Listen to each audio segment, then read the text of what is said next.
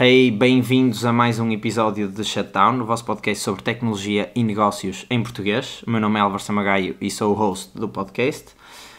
Esta semana, tal como eu vos tinha prometido, vamos falar sobre o AI Act, portanto a regulação europeia para a inteligência artificial. Faço um breakdown daquilo que sei, de como é que funciona, porque é que existe e qual é que é a opinião e porque é que as marcas grandes que produzem plataformas de AI não gostam muito desta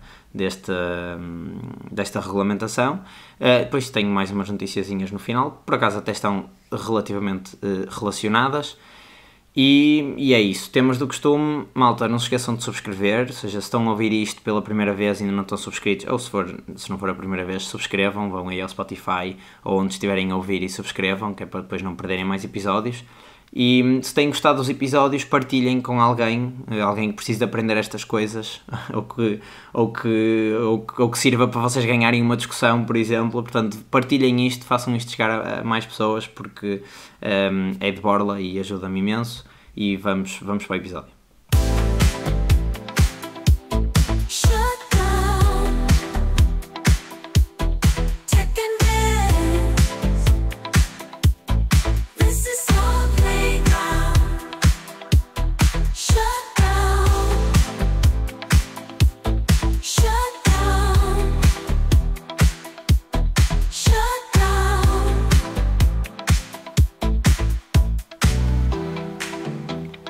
Tal como prometido na semana passada, esta semana vamos começar por falar sobre o EU AI Act.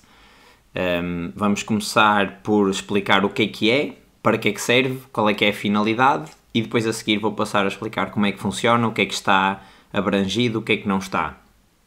Mas pronto, o que é? Tal como o nome indica, EU AI Act é no fundo uma lei que vai regular ou regulamentar a utilização de inteligência artificial nos países da União Europeia, portanto a EU, European Union,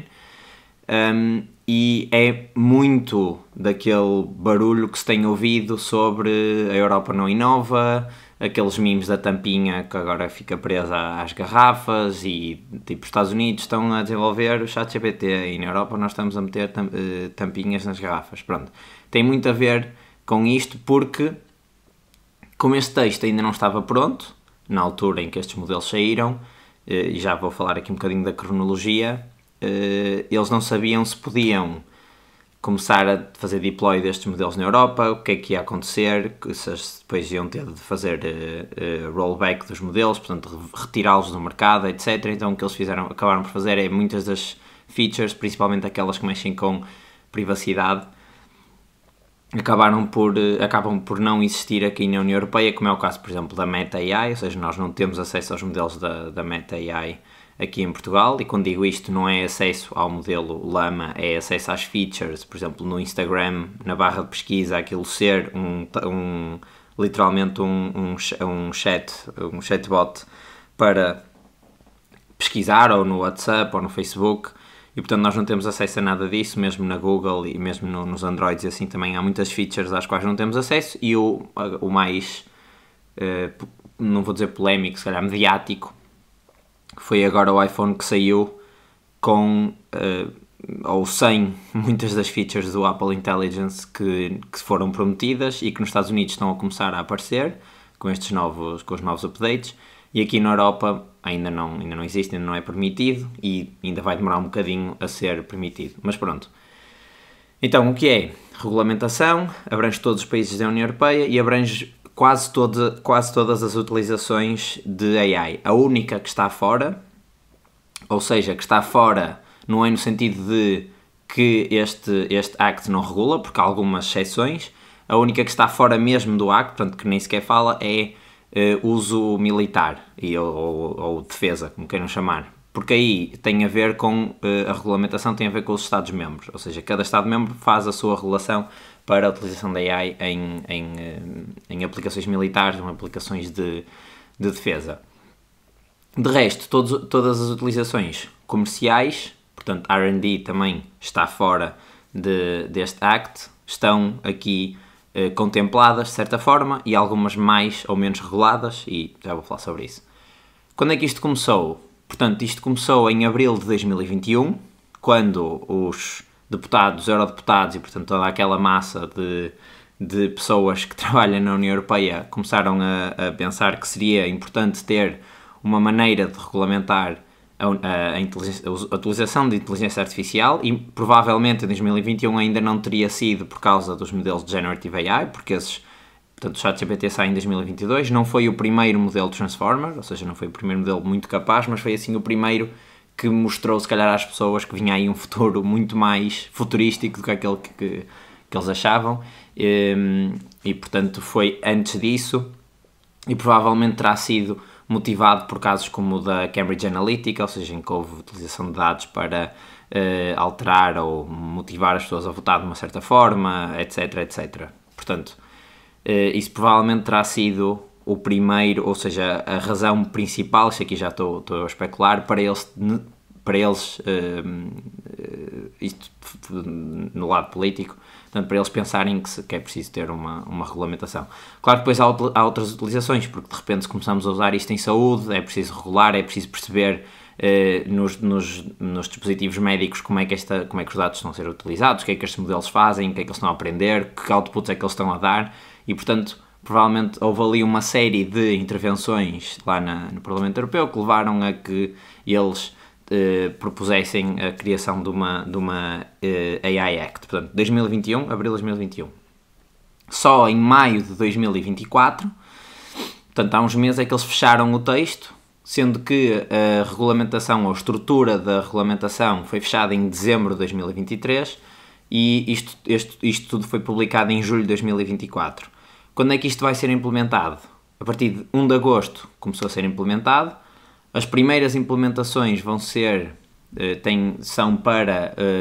o início do ano, 2025. Portanto, isto vai ser faseado, vai ser de 6 em 6 meses, ou seja, vamos ter coisas aos 6 meses, aos 12,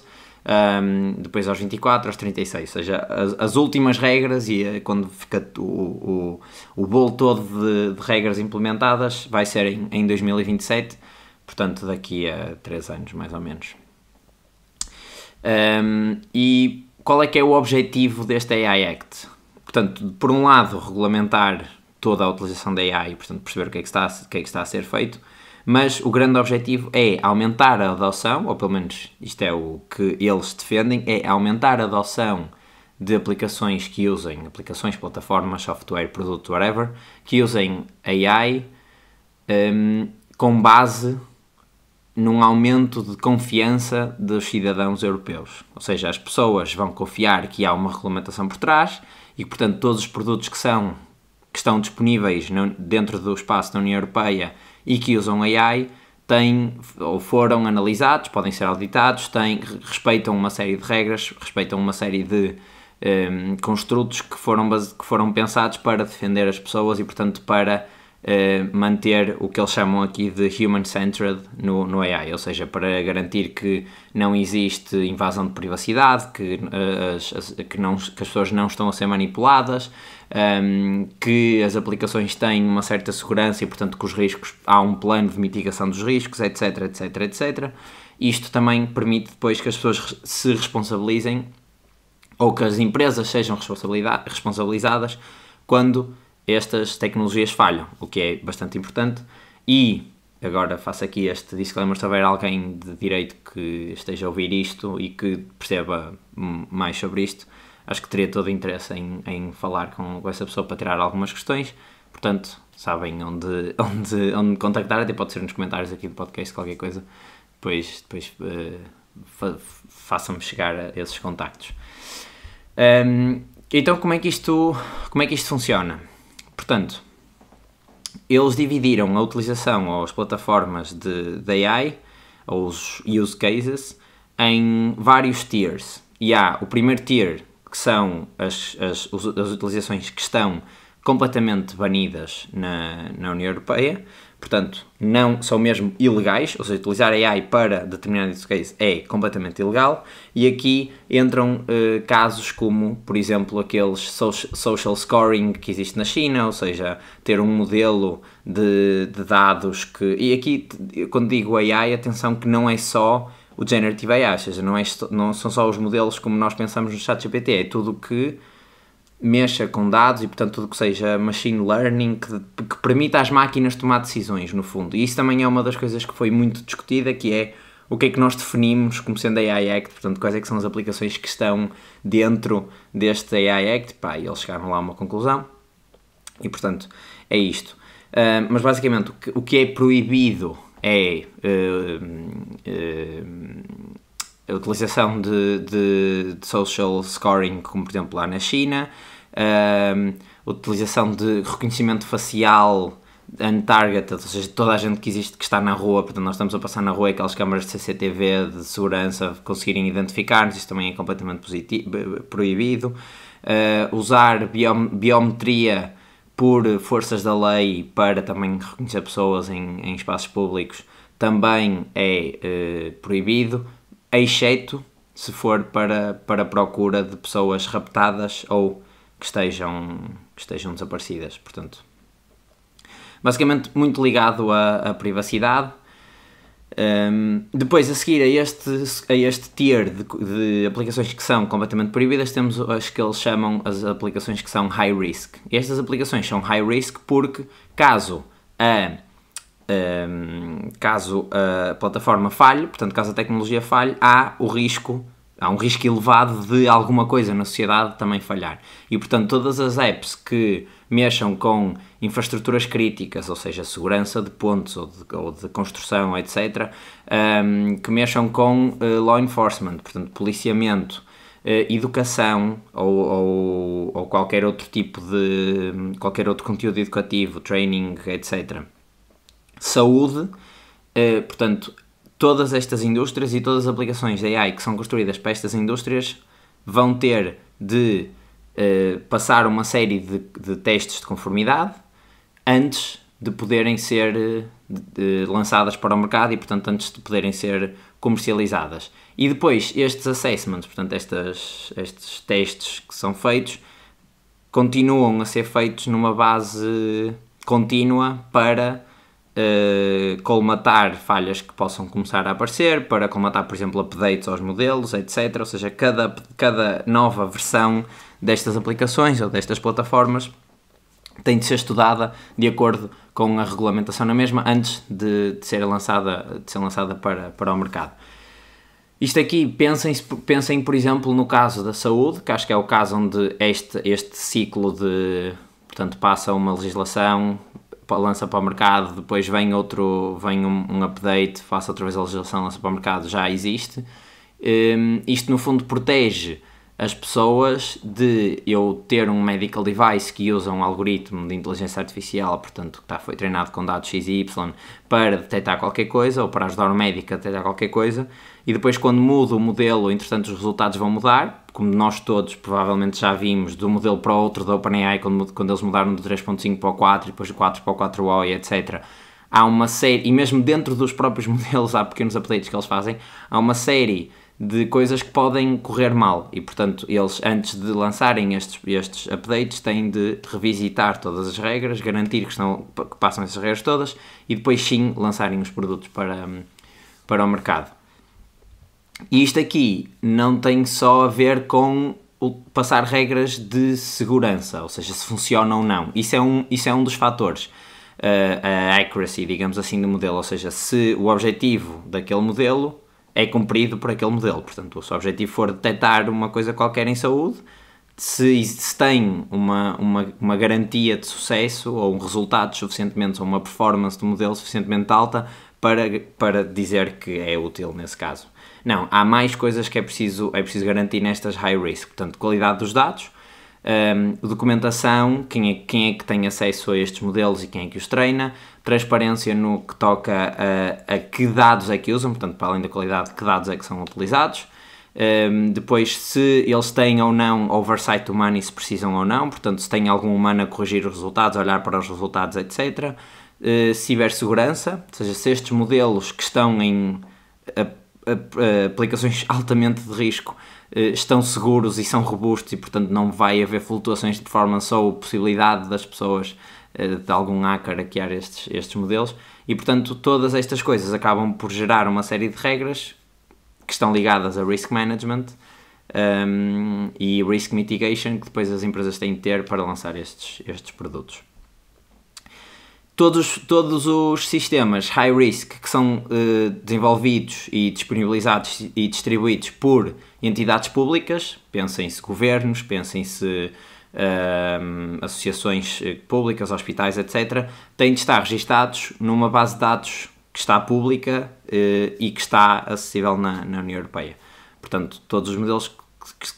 que mexam com instituições públicas, vocês vão ter acesso, vão conseguir ver vários detalhes sobre esses modelos. Depois, portanto, banidas, high risk, depois há umas medium risk. E estas medium risk são onde encaixam a maior parte dos sistemas de Generative AI. Ou digamos, dos sistemas de Generative AI puros, entre aspas, se bem que não sei se pode dizer assim, mas, ou seja, sistemas que criem dados, que gerem informação nova que não existe, portanto, mídia sintética, informação, ou fotografias, ou vídeos, etc. Todos esses modelos encaixam aqui nesta medium risk. E esta medium risk tem de respeitar regras, principalmente de transparência, não só na maneira como estes modelos são treinados, portanto, que dados é que estão a ser utilizados, mas também na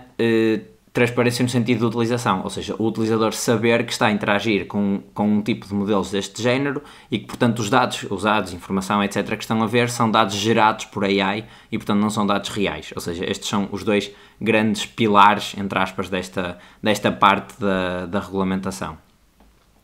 Aqui também entram se calhar, quer dizer, vou falar disto depois, portanto, este é o medium risk, depois há um último tier que são os low risk ou minimal risk e que esses não são regulados. E isto, por exemplo, vou dar aqui alguns exemplos. O caso da Rose, que é onde eu trabalho, onde nós temos o AI Analyst, por exemplo, que no fundo manipula dados, ou seja, cria funções de Excel e etc. Ou seja, esse tipo de aplicações não tem risco nenhum. Se aquilo falhar, no máximo o que acontece é as pessoas não têm acesso àquela feature e, portanto, os dados ficam mal, não são tratados. Ou o algoritmo da Netflix para escolher quais é que são os vídeos que nós vamos ver, ou do YouTube para aparecer no feed, ou, por exemplo, na social media, tipo Instagram ou Facebook, os posts que são ranqueados mais altos e, portanto, que aparecem primeiro, ou as pessoas que nós vemos primeiro nos stories. Todas estas utilizações não são regulamentadas pela União Europeia e, portanto, não precisam ultrapassar nenhum tipo de auditoria, não precisam de ter nenhum tipo de documentação, etc. São free, portanto, free no sentido de estão livres, ou seja,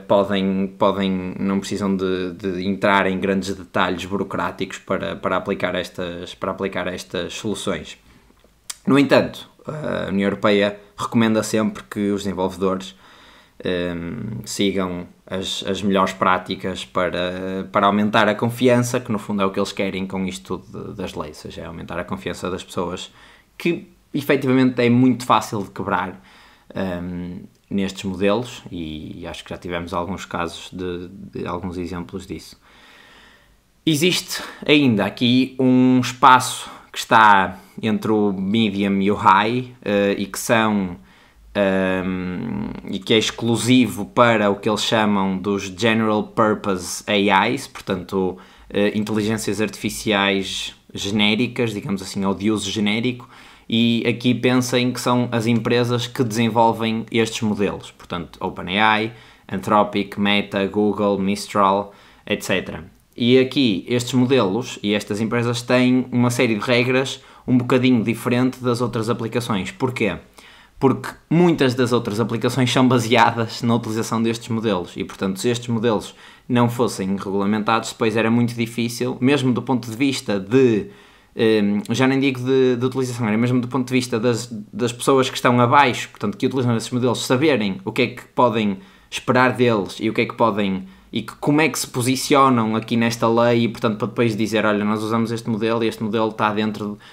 daquela exceção, etc. Blá, blá, blá. Portanto,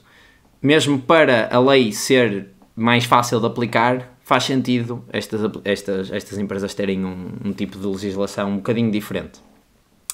E que legislação é esta? Portanto, eu disse que estava ali entre os high risk e os medium risk, porque efetivamente eles têm para alguns modelos, ou seja, há uma divisão dentro destas empresas que é os modelos mais avançados e os modelos menos avançados. Os modelos mais avançados têm regras específicas e o threshold que eles definiram para os modelos mais avançados e menos avançados é o poder de computação que é necessário para os treinar. Portanto, acima de 10 elevado a 25 flops, ou seja, floating point operations, no fundo operações que estão a acontecer, são modelos que são classificados como high risk, e estes modelos têm de ser auditados e têm de ter várias maneiras de risk mitigation e etc. Portanto, são mais próximos do que seria os high risk, portanto o tier de high risk. Para os outros modelos todos, eles só têm é de entregar mais transparência. Vai haver muitas regras de transparência, principalmente documentação técnica, e aonde é que estes dados, em que dados é que estes modelos são treinados, principalmente que dados sobre o direitos de autor é que estes modelos usaram para ser treinados. Uma coisa engraçada é que não há nenhum dos modelos, ainda não existem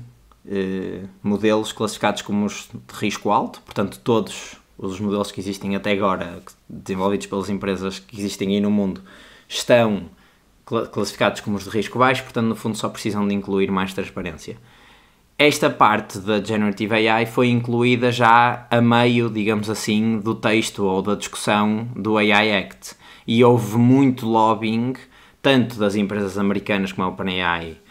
como é o caso, por exemplo, do Sam Altman, que até ameaçou dizer, olha, se vocês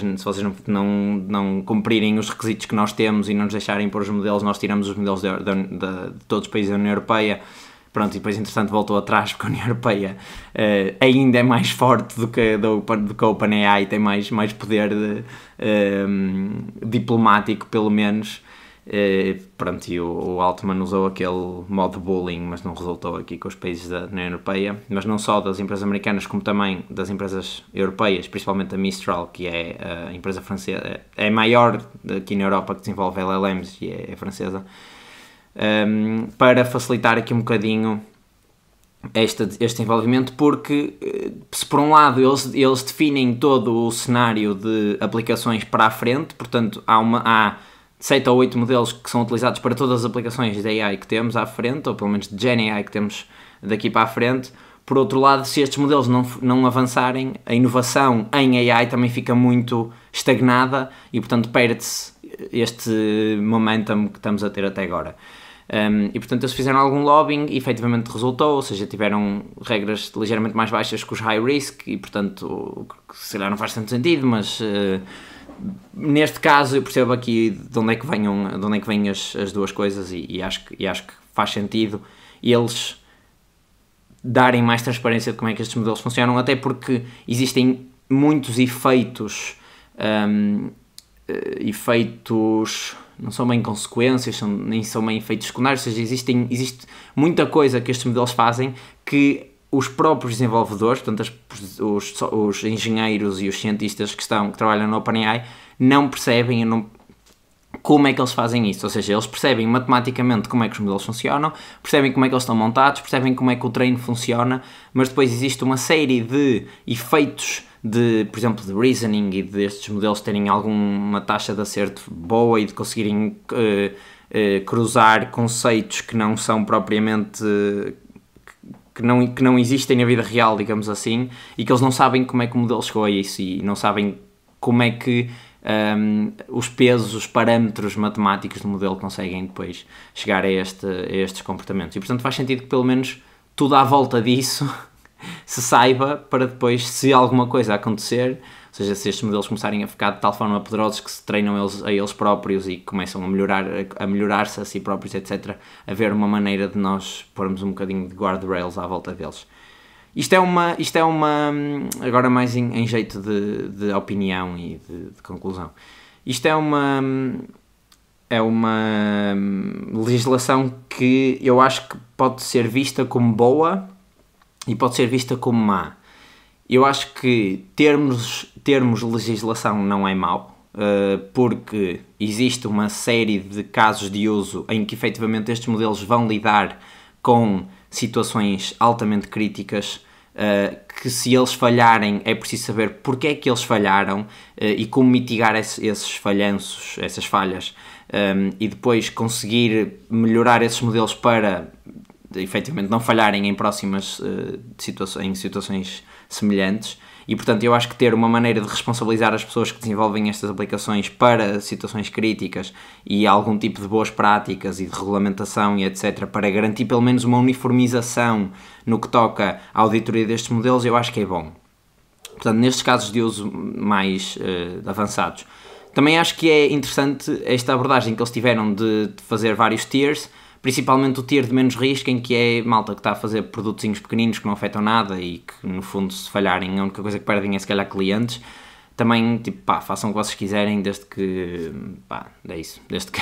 que não entrem em temas muito sensíveis. Portanto, eu acho que essa abordagem também é bastante interessante. E, lendo agora isto, não me parece que seja uma regulamentação que seja impeditiva para a inovação. Eu percebo que eu estou a dizer isto e se calhar há processos que vão ser ultra longos e ultra burocráticos e que as startups não têm tempo, nem têm pessoas, nem têm recursos para tratar disso e portanto querem desenvolver produtos novos, e que o facto desta burocracia existir e eles terem de cumprir com ela afetar essa velocidade, e que essa velocidade muitas vezes se transforma em mais custos e que pode até levar à morte da empresa se eles ficarem sem dinheiro para continuar a desenvolver. Eu acho que aí também se faz também there's a point there, portanto há um argumento que eu acho que é muito forte, efetivamente, isto ser algum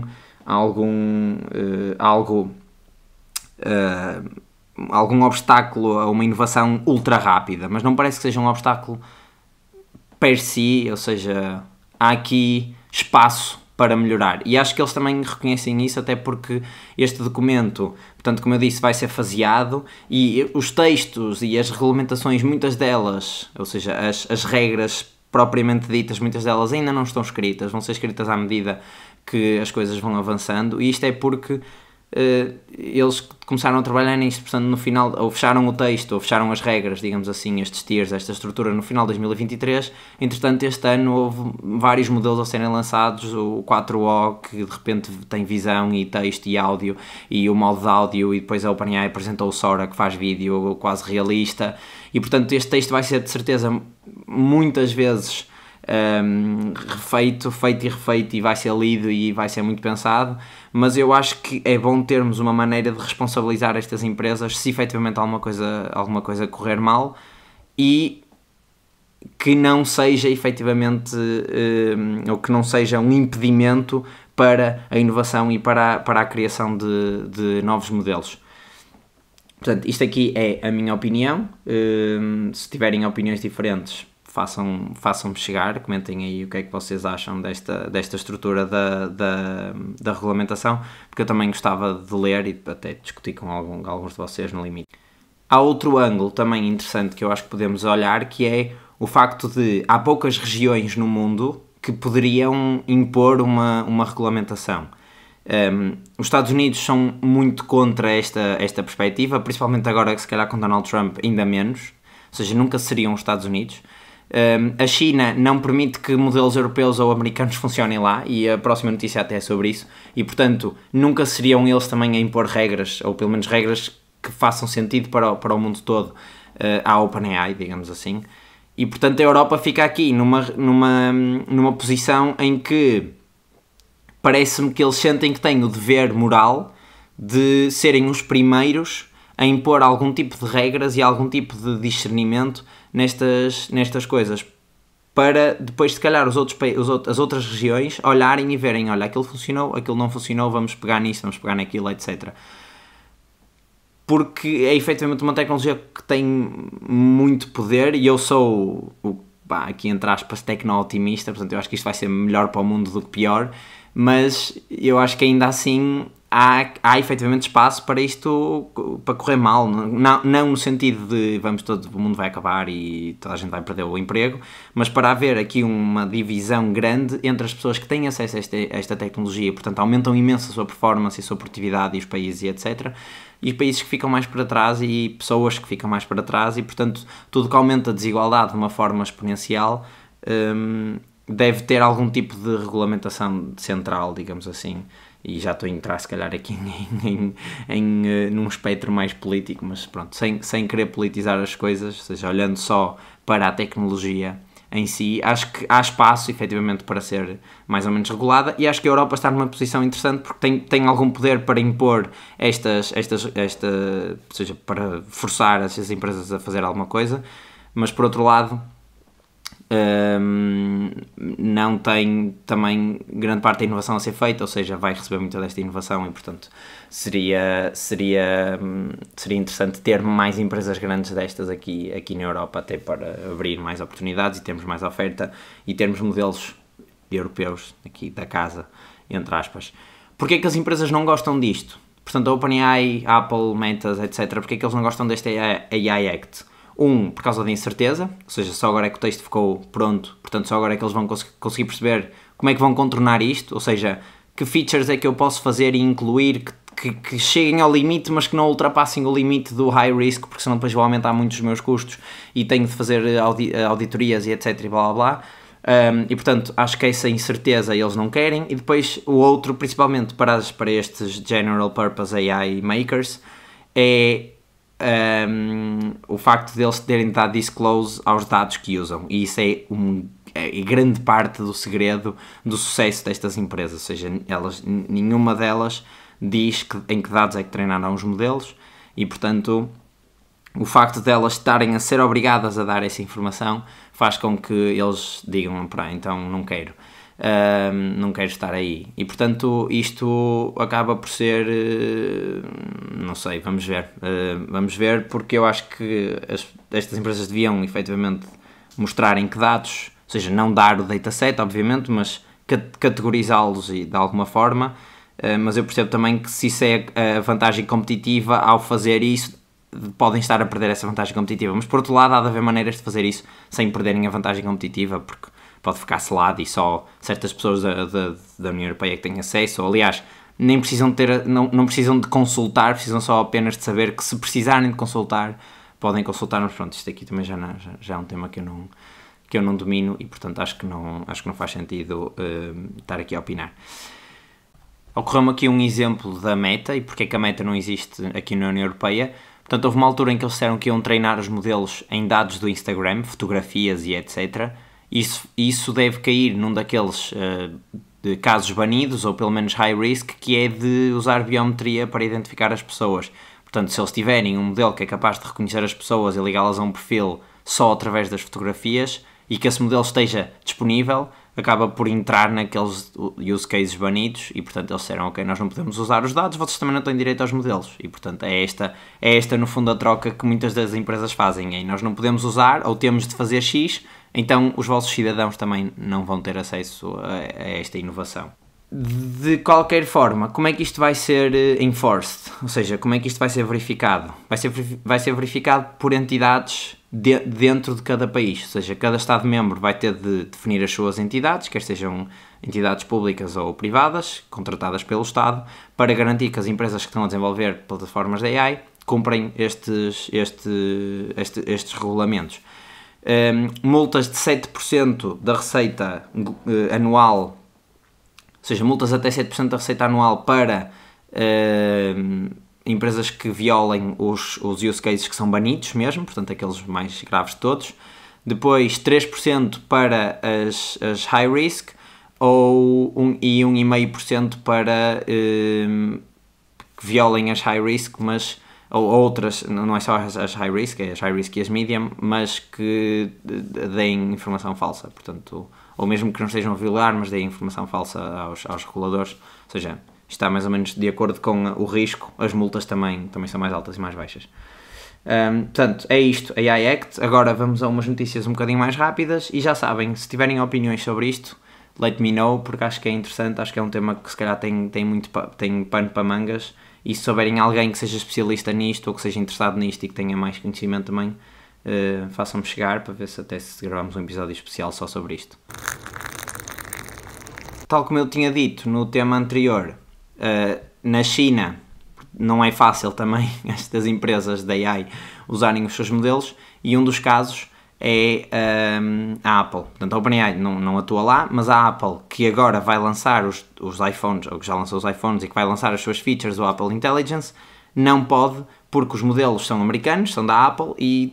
na China não pode, isso não é possível. E, portanto, a Apple tem falado com uma série de empresas lá, porque a China disse, se querem usar os modelos, o mais fácil é ou usarem LLMs que já são aprovados aqui na China, ou fazerem uma parceria com alguma empresa chinesa e, portanto, desenvolverem os vossos LLMs, mas em parceria com estas empresas chinesas. E a Apple tem falado com a ByteDance,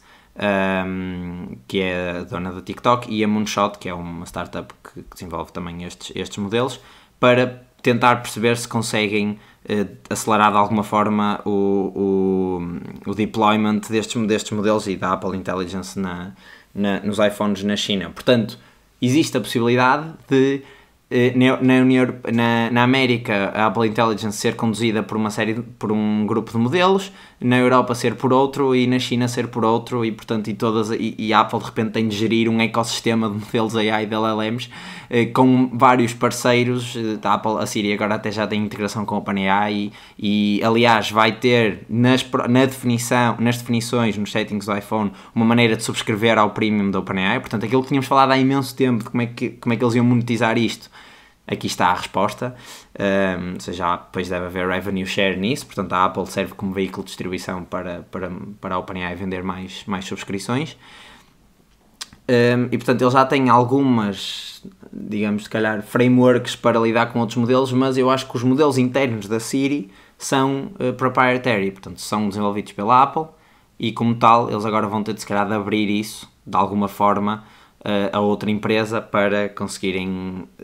entrar na China. Isto porque a China é o maior mercado a seguir aos Estados Unidos, o maior mercado da Apple a seguir aos Estados Unidos, são 17% da receita anual, mas as vendas têm descido bastante, principalmente porque houve aquele